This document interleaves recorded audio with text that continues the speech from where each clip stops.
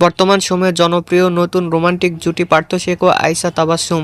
দিন দিন বাংলা নাটকের জনপ্রিয়তা বেড়ে চলেছে, সেই ধারাবাহিকতায় আবারও নতুন নাটক নিয়ে হাজির হয়েছেন জনপ্রিয় এই জুটি। নাটকটির নাম স্টুডিও তাজমহল। এই নাটকটিতে অভিনয় করেছেন বর্তমান সময়ের আলোচিত অভিনেতা পার্থ শেখ ও আলোচিত অভিনেত্রী আয়শা তাবাসসুম।